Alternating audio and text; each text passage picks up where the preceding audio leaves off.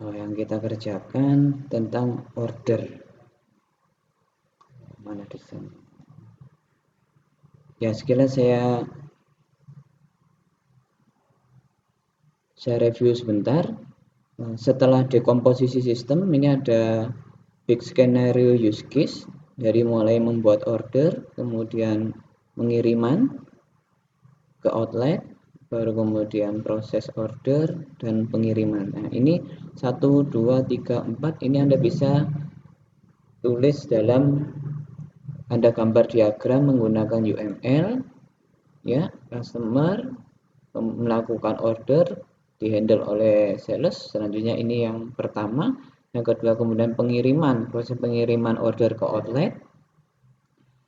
Ketiga proses order, kemudian pengiriman, ya. Jadi ini masih skenario besar dari use case. Nanti ini didetailkan lagi menjadi use case tentang order.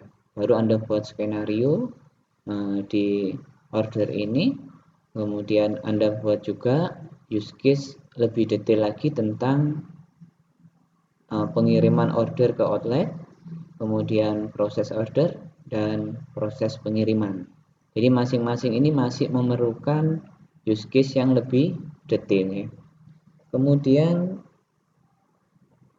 ini contoh use case yang kemudian didetailkan menjadi kelas diagram. Kemarin sudah saya jelaskan. Sampai ke proses order. Nah, kemudian kita buat sequence diagram. Sequence diagramnya seperti ini, ya. Ini kasir membuat order. Kalau saya gambar boundary system ini artinya ini seperti black box. Jadi kode program yang ada di sini ini tertutup, ya, tertutup. Berarti sales berinteraksi dengan sistem. Seperti halnya ini, ya. PDO system, sales berinteraksi, ya. Sales berinteraksi. Kemudian ini berarti Anda bisa tulis garis di sini adalah make order sesuai dengan ini, ya, make order. Nah, make order kemudian kalau kemudian dibuat transparan atau terbuka, sistemnya dibuka di dalam PDO system, proses order yang ada di sini, ini use case ini kalau dijabarkan menjadi ini order, proses order, ya. Jadi ini proses order. Nah, proses order ini dibuat dari mana? Harus ada kelas diagram order ini. Order. Jadi order mempunyai order item. Di order item ini mencari produk menggunakan find product by ID sehingga didapatkan kembalian produk sesuai dengan skenario yang ada di sequence diagram. Anda perhatikan di sini setelah make order ketemu dengan controller di sini, ya.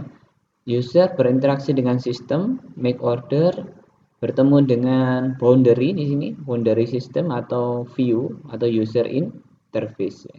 Di user interface ini kemudian dibuat order, ya. Make order dilanjutkan ke controller, ya. Controller ini berarti bisa dikatakan semua perintah atau request itu melalui controller. Jadi dari user interface kemudian diteruskan ke controller. Dari controller ini disesuaikan dengan perintahnya. Perintahnya make order, maka di sini create order. Create order artinya membuat objek order dari kelas order.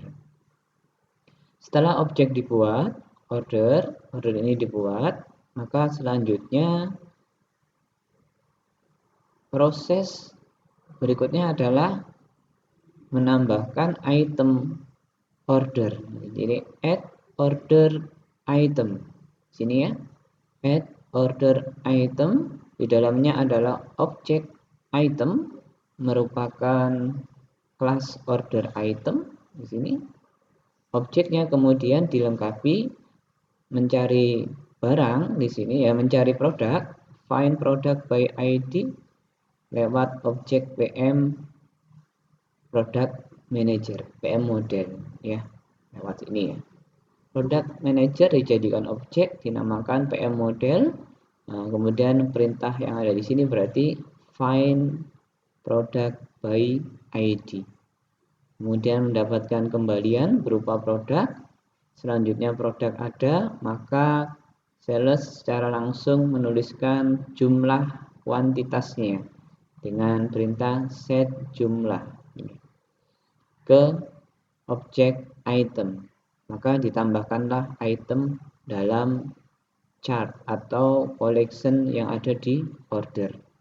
Selanjutnya didapatkan get subtotal dari order ke item. Karena itemnya sudah jelas, get subtotal, kemudian mendapatkan kembalian berupa perkalian antara jumlah atau kuantitas dengan harga dari produk. Kemudian get total dihitung, kalau ada loop ke objek ini sendiri berarti prosesnya ada di order, di objek order. Ini satu item sudah selesai. Selanjutnya dibuat alternatif looping karena memungkinkan proses order itu lebih dari satu item. Diulang lagi, jadi dari add order item, kemudian find product, didapat produk, set jumlah, kemudian get subtotal, kemudian get total.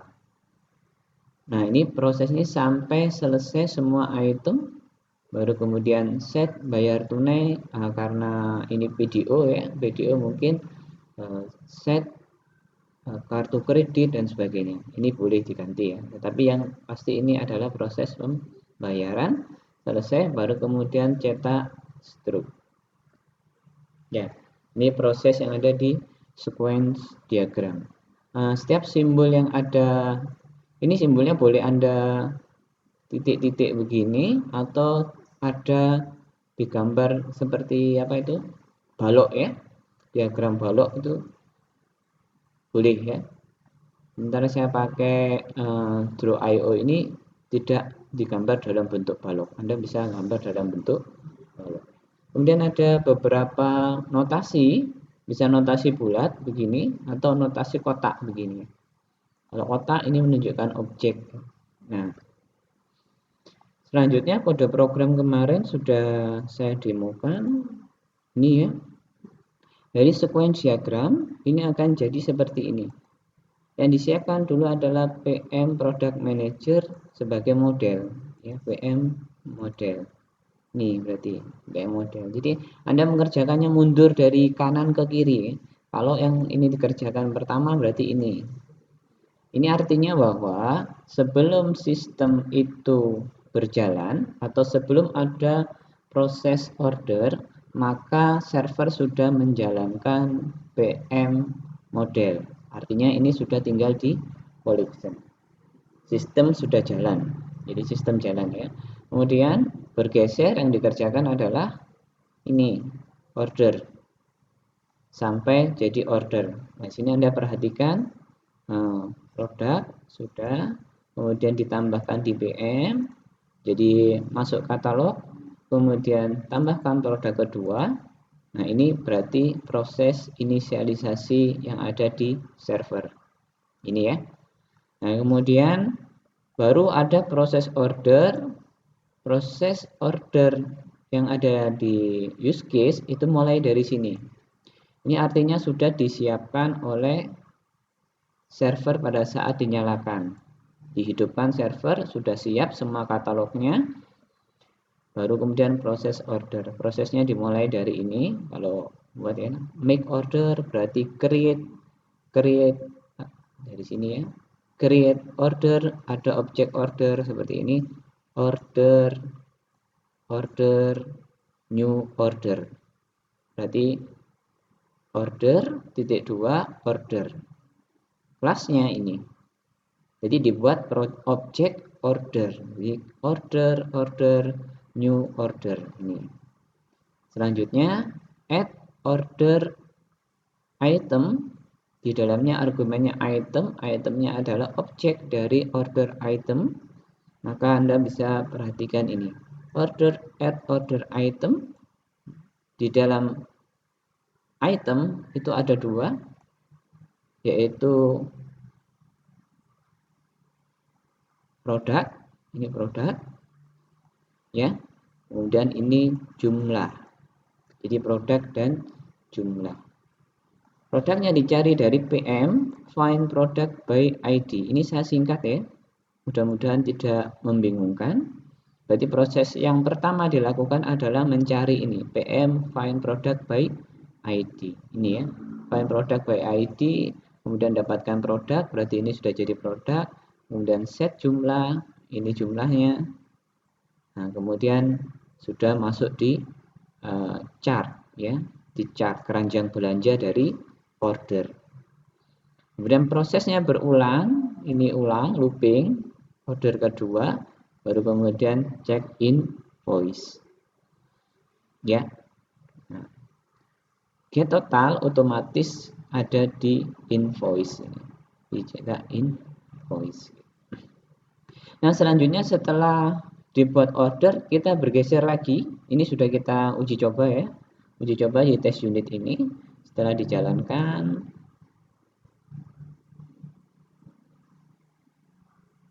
Anda perhatikan ini order yang dibuat ya. 1, kuantitas 1, produk ID-nya bisa pil, kemudian ini. Kemudian item kedua dan kemudian didapatkan total. Ya, ini subtotalnya, hanya harganya 30 kali 2 60. Nah, ini yang ada di invoice ya. Selanjutnya berarti fungsi dari test unit dari aplikasi sampai ke order ini sudah selesai, hanya di bypass ya, seolah-olah ini langsung ke sana ya. Sekarang kita menggunakan controller, berarti bergeser begini ya. Nah, berarti kita buat bahwa nanti proses itu dikendalikan oleh controller, tetapi fungsi ini sudah jalan. Nah, pada saat menggunakan controller ini belum ada user interface, karena user interface ada di view. Nah, ini belum menggunakan user interface. Sekarang kita tambahkan, berarti kita lihat kita harus buat kelas PM controller ini, kelasnya yang dibuat. Ini berarti bergeser ke sini. Kelas PM controller Anda bisa tambahkan di sini new class PM controller. Ya, kelas PM controller. Di kelas PM controller kita lengkapi bahwa PM controller harus punya product manager atau terhubung dengan kelas product manager. Anda bisa tambahkan private PM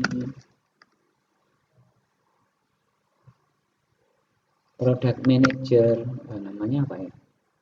Product manager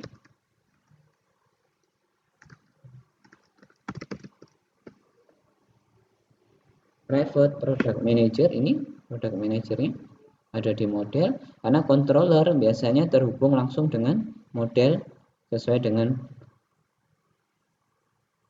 permintaan ya, sesuai dengan request.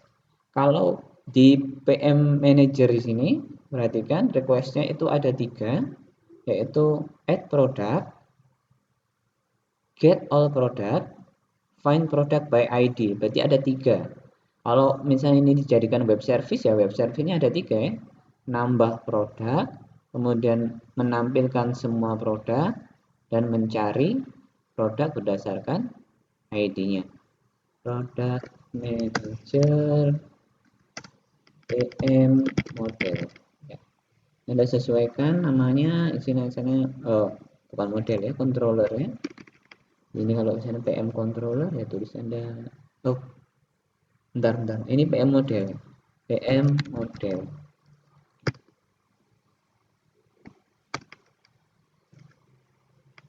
Nah, kemudian di controller ini semua perintah yang ada di model harus sama persis. Karena ingat, controller itu berfungsi memetakan semua fungsi yang akan dibutuhkan oleh user. Berarti kalau di product manager di sini ada 3, add product, get all product, find product by ID, maka di PM controller ini akan sama. Jadi Anda buat public add, nah ini boleh Anda ganti namanya ya, register product, boleh yang pertama kali ya, atau tambah produk, register product, ini juga boleh, terserah ya namanya, register product begini. Nah, ingat ya, void Anda nambahkan. Nah kemudian get all product berarti sama, public misalkan print all product, boleh cetak atau display ya, display all product boleh.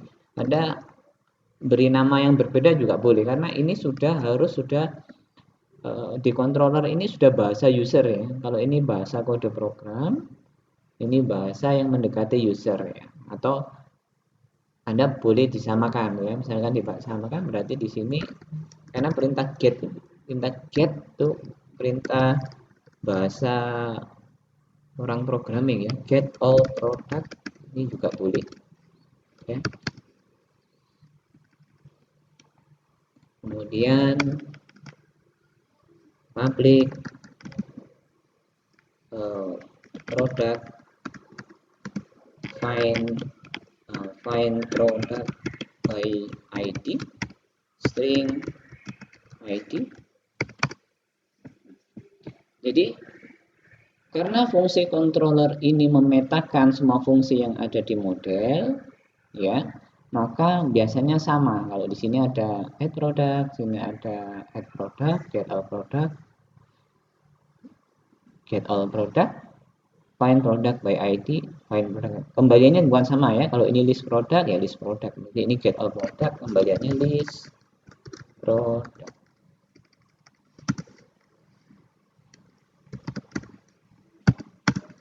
Ini ya.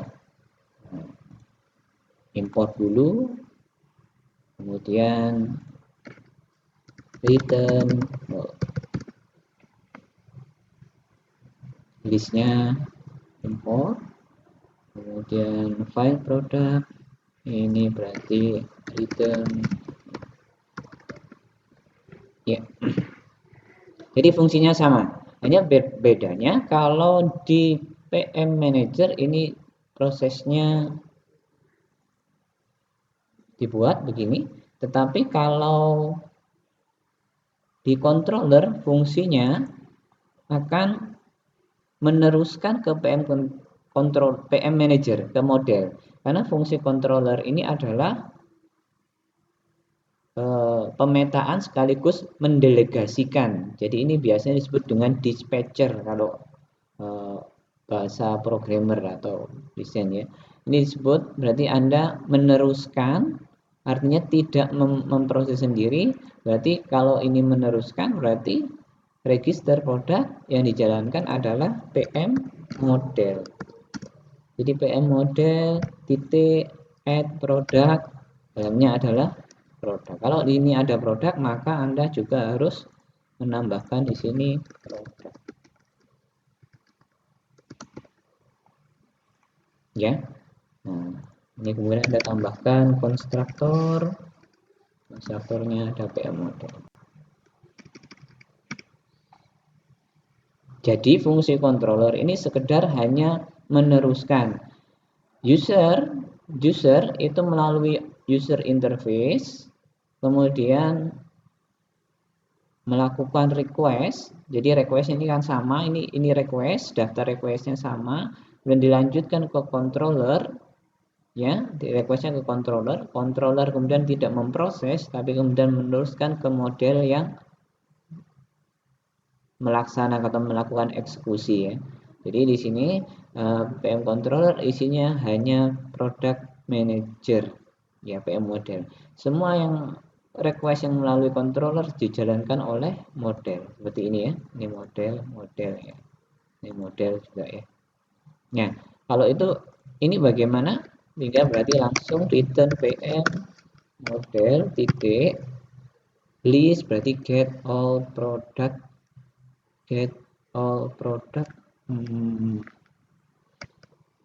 ya, ini ada kesalahan sebentar. Get all produknya ini tidak boleh void ya, sesuai dengan desain. Perhatikan, get all product kalau di sini void berarti tidak mengembalikan, sementara di desainnya ini mengembalikan. Kita rubah dulu di WM Manager void. Nah, ini bukan,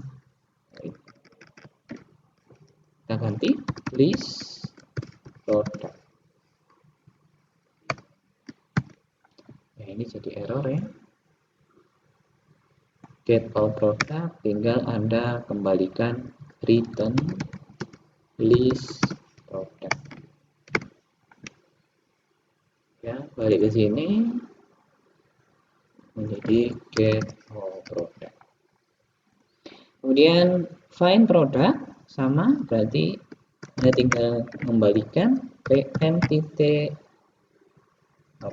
pm model titik find product by ID. Ini kembalian sudah produk, ID-nya sama, ini sudah ya.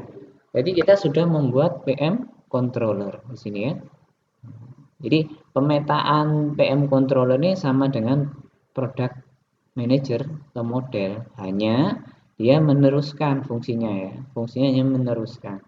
Baik, kita uji coba di sini.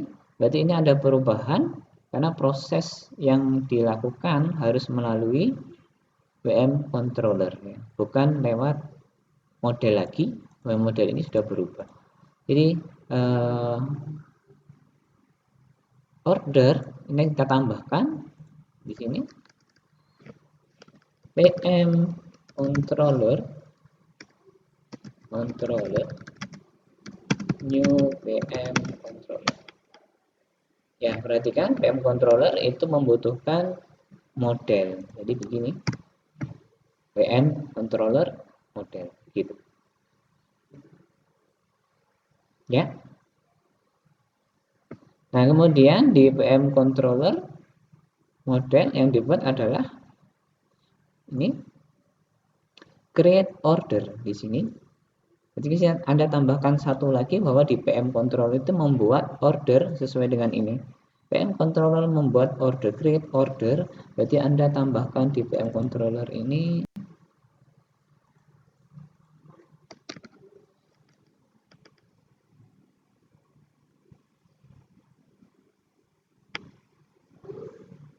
create order. Ini salah ya. Kalau create order hasilnya harus bukan void tapi order. Sambil kita perbaiki. Berarti di sini public order create order return new order gitu ya. Nah, sehingga di test unit ini berubah, ini diubah ya, berubah harus lewat order. Ini saya tutup atau saya hapus saja ya, hapus. Nah, ini membuat order berdasarkan order dengan controller titik create order. Jadi begini ya. Nah, perintahnya menjadi order create order ya. Saya ini saja ya. Nah, ini yang diganti aja, yang ini tetap ya. Ini yang diganti, ini kita buat begini, tidak langsung, tetapi melalui PM. Jadi order PM controller titik create order. Nah, sama ya, hanya Bedanya yang tadi ini langsung, sekarang lewat controller. Jadi fungsinya ini akan sama kalau dijalankan. Nah, sama fungsinya. Nah, kita uji coba bisa pakai konsul ya untuk sementara. Nah, ini fungsi controller. Berarti ini sudah dijalankan sampai ini. Nah, kemudian kita akan coba lanjutkan hari berikutnya aja ya. Ini bergeser lagi ke user interface ya. Jadi user interface ya. Sementara ini nampil di konsol ya. Sementara kita cetak di output. Nah, nanti begitu kita menerapkan pakai apa ini? User interface, maka fungsi-fungsi perintah-perintah ini sudah diganti oleh user interface. Yaitu kira-kira tahapan-tahapan yang harus dikerjakan pada saat kita implementasi kode program. Jadi semua diagram yang kita buat dari hasil analisa itu ada efeknya di kode program. Desain yang dibuat juga harus jadi kode program, ya. Nah, sehingga mana yang lebih penting antara desain dengan kode program? Ya, pasti jawabannya adalah desain. Karena sebenarnya kode program adalah implementasi dari desain. Jadi itu gambaran kira-kira dari proses pemahaman tentang user requirement, kemudian jadi dekomposisi menjadi sistem requirement, kemudian sistem requirement dipecah-pecah lagi menjadi modul, dipecah lagi menjadi use case, dan use case kemudian diselesaikan dengan dokumen teknis, digambar, kemudian dilakukan desain, baru kemudian diterapkan dengan kode program. Nah, itu sekilas tentang roadmap yang saya usahakan untuk sangat cepat Anda bisa memahami RPL secara keseluruhan ya. Nah, minggu depan hari Senin saya lanjutkan ke view. Silakan kalau ada yang ditanyakan, kira-kira bisa dipahami?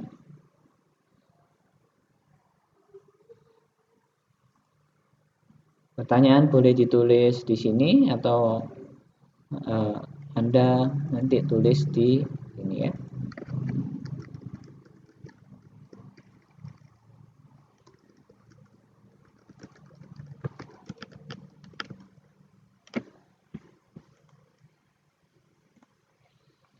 Silakan, ada yang tanyakan? Kalau tidak ada, saya cukupkan kuliahnya.